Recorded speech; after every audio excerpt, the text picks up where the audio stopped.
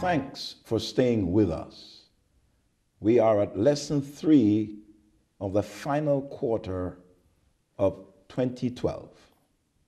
Our topic this week is Mankind, God's Handiwork. To discuss this week's lesson with us are the following guests in our studios.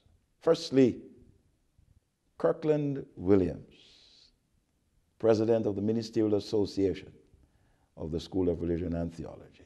Next to him is Elder Don West, one of our graduate assistants. And right next to me is Damion Skeen, another graduate assistant in the School of Religion and Theology. Gentlemen, welcome to Biblical Perceptions. Thank you. Thank you. We're looking at a very fascinating study. Mankind, God's Handiwork. It's interesting that the lead-off text for this week is the 100th division of the Psalms, verse 3. And maybe we could say together, I'm excited about this one. It says, Know ye that the Lord, He is God. It is He that hath made us, and not we ourselves. Powerful words of Scripture. And this week, we're looking at the fact that God created humanity in His own image.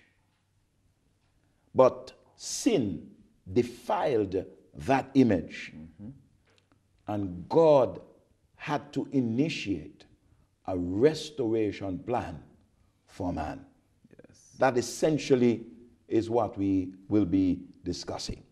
So, let me hear from you, Kirkland.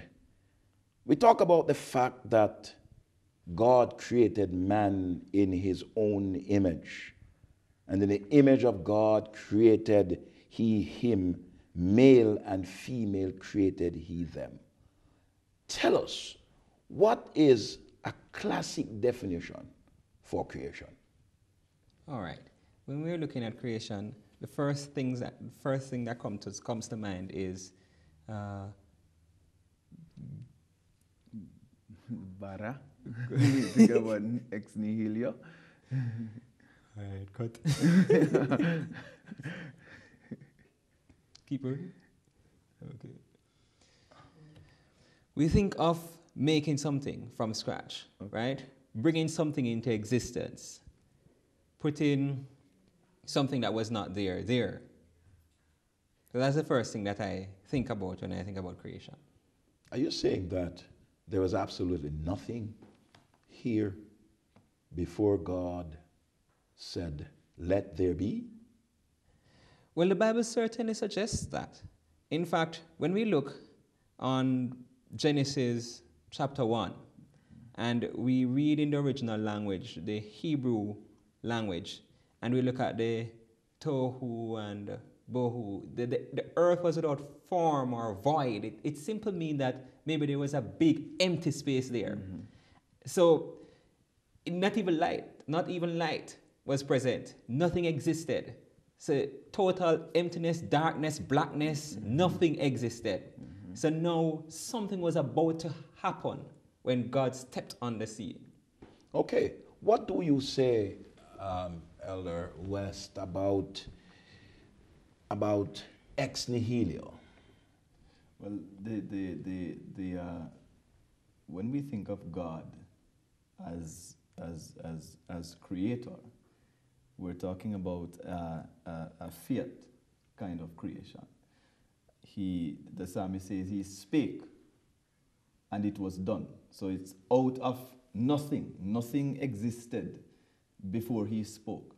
So He is the source of what he is about to. He is the to prime bring mover into, of everything into being. That's that, right. that has come into existence. Right. So he spake, Yes. And it was done. and it was done. He commanded, Precisely. and it stood fast. Yes. The whole issue of bara as a strong Hebrew word for created. What do you have to say about the force of the Hebrew word bara? Bara sets aside God in a category by himself. Only God, Elohim, can be the subject of that verb because it connotates the idea that you're creating something from nothing. Just about every other thing that human beings make, and I don't want to use the word create to cause any ambiguity, Right. but just about everything, every other thing that man makes, he has to use something, some raw material which God had already made, or is a product of what God had already made. So bara is that strong word that already tells us that there was nothing before. It's coming from nowhere. Nowhere. But the source is God. It originates in him. Out of nothing, Out of nothing. something comes. And Yes. it is only God Only God who can do that. can do it. So what do I hear, Kirkland, about this whole issue of Darwinian evolution? That This is- Big Bang theory, that it was a process. Tell us about that. That is the thing now, because our understanding of creation is formed from the Bible and informed by the Bible. But Darwin in his time, there were certain views that were going around. And one of them was the process of all natural selection, that things came about by chance and not by design.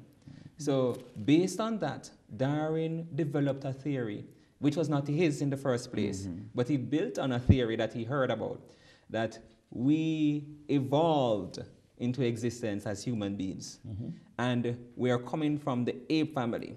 So this is what existed based on natural selection and the chance and the genome and the phenotype, the genotype.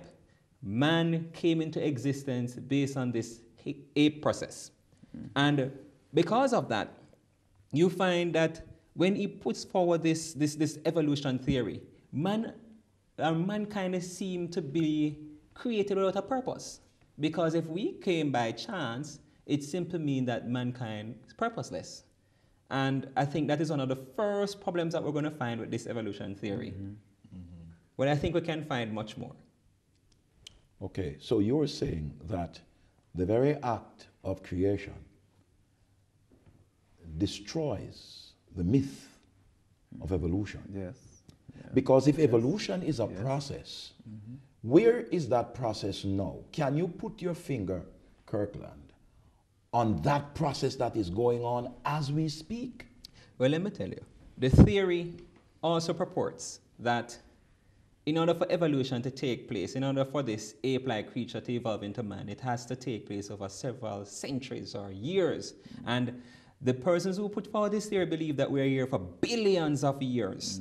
And because of that, they would argue that in our lifetime, we would not see such an evolution taking place.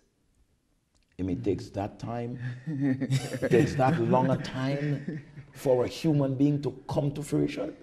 Look at it. If you look at an ape now, you're not going to see a feature like you're looking at Damion or there. So if they want to bring forward their argument and want it to make sense, it has to take place in some confines that we are unaware of. Unaware of. I see. Inconceivable.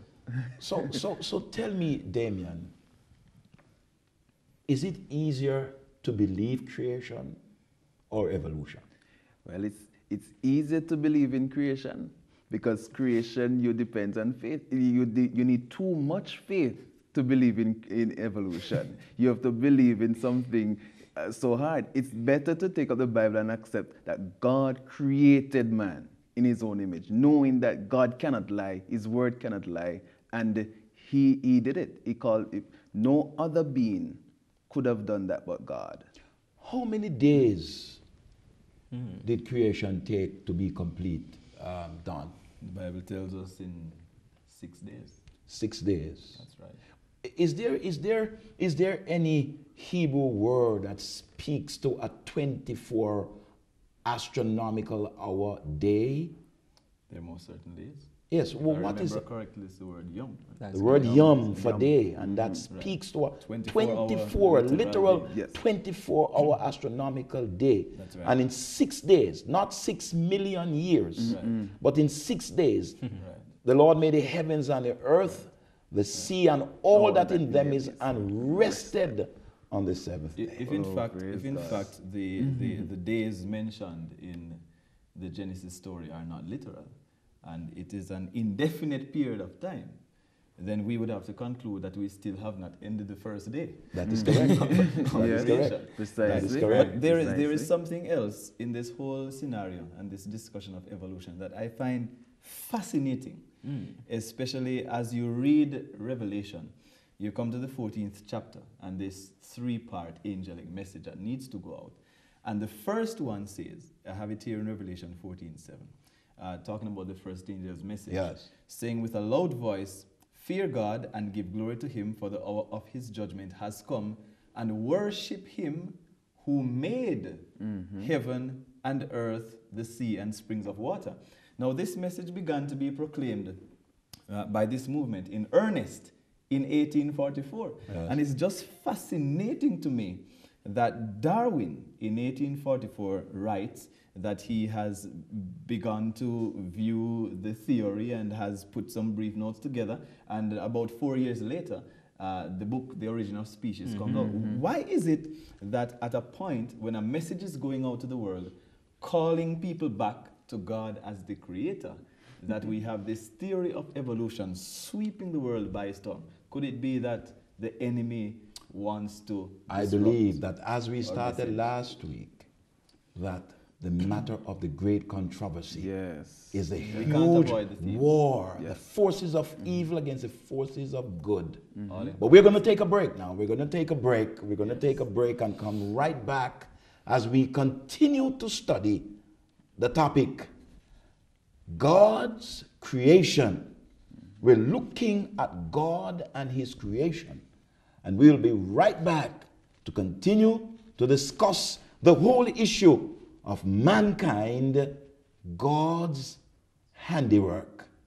That's our discussion for this week. We'll take another break here on Biblical Perceptions, and we will be right back.